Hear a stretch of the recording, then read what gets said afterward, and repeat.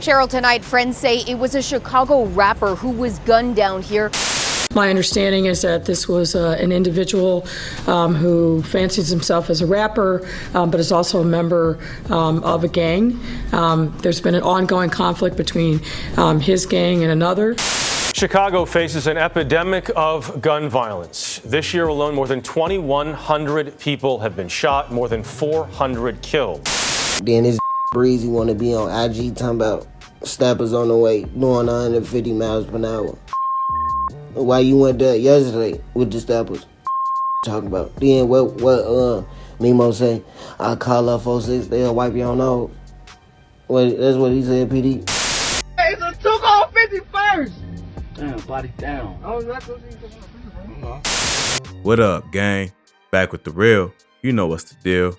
We covered a lot about the gang war between rappers that's been dividing the streets. History just keep repeating itself as one loses his life, another plots revenge, and the get back gets locked in rotation. One of the most intense street beefs is a perfect example of this cycle of death and revenge. 051 Young Money and 600 of Chiraq have been locked in an ongoing beef that keep going back and forth on the scoreboard. These savages shoot bullets, and the basket is another's life. The streets is the court, and the game just never ends. Let's take a deeper look into the dynamics of the notorious 600 versus 051 Young Money beef. Chicago has a number of different gang sections based on the location of your hood. The crazy thing about all that's happening is that they're so close to each other, even most of them growing up friends, going to the same school. But the hood has rules, and sadly, it's passed down from one generation to the next instead of trying to break it and bring unity. 600 and 051 are a product of their environment. 600 gang was founded by now slain members D-Thang and Lil Boo. The clique of savages eventually grew to have dominant members like L.A. Capone, R.I.P., Rondo Number 9, Buka, E-Day, Mimo 600, Just Blow, D.Rose, C-Day, and Lil Steve, R.I.P., and resides on 60th and King Drive. 051 was a faction of the Mickey Cobra set, but was labeled a renegade gang for their independent and reckless movement. They was located more on the north of 600 at 51st Street in Cottage Grove and is made up of notable members like 051 Melly, R.I.P., Drilla, Rose, Lil Mark, R.I.P., Kiddo, A-Ro, Uchi, Fathead, R.I.P., Montana, and T-Streez, R.I.P. What escalated the beef and set off the chain reaction to what took countless lives and to this day still strike fear throughout Chiraq was a hit on 051 member T-Streez in 2011. The trigger man who caught Streets lacking was M-Thang of 600. This kickstarted the intense get back between the two camps, of which many more fell after Streets lost his life. The top shooter of 051, the Chiraq gravedigger, Melly, wasn't gonna stand for the loss of his homie. 051 Melly and Kiddo are credited as the ones that would retaliate on 600 and avenge their bro T-Streez. On February 2nd, 2012, 600 Shaq will be murked on the 5900 block of South Calumet Avenue in Washington Park when he got going outside of a party to take a piss. He was pronounced dead on the scene with multiple bullet wounds when officials arrived. Melly would taunt his passing later, talking about the details of the hit to his niece. I'm one of them type of guys that be in the dark waiting for you when you gotta go pee at night. And I just get you, and you don't never come back to your parents again. From there, murk on sight was in full effect on both sides. While celebrations was in order for the passing of Shaq, 600 was on the plotting, taking out their next target so that Shaq could rest in peace. They would find their next body, 051 Fathead. An eyewitness that was with Fats detailed the hit to the authorities after escaping with her life. She and Fats was heading to the corner store at 69th Street and Emerald when she saw a newer model light gray van with both driver and passenger staring their direction. The van proceeded northbound on Union toward 69th Street as the witness along with Fats headed westbound on 70th Street. That's when a black male in a hooded sweatshirt, whom she recognized as the passenger of the van, murked Fats from behind.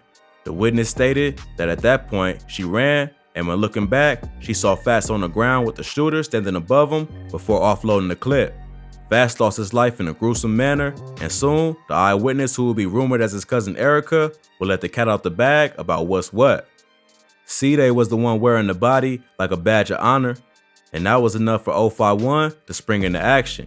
The unlucky victim on the end of their rage would be 600 Tricks. And the one to pull the plug on his life was the 051 Savage, Kiddo. Tricks was murked with the quickness, thinking he could talk greasy to Kiddo and get away with it after they already lost their boy Fats. He was found shot in the car in the Washington Park neighborhood on the south side. The beef was tied in a deadlock.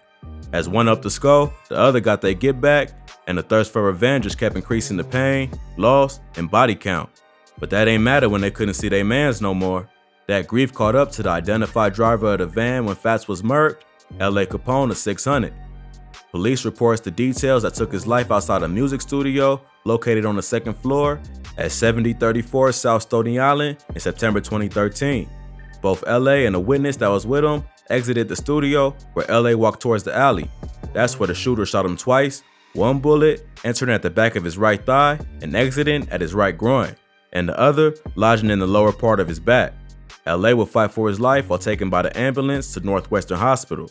The attending paramedic detailed L.A., explaining that a car drove up in the alley, and the next thing he heard was like 5-6 shots before the shooter hopped back in the whip and dipped. L.A. would then lose consciousness and also his life.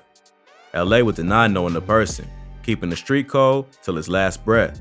Capone was 600 star player on the rap scene as well, so the hit hurt him in the streets along with their popularity in the industry.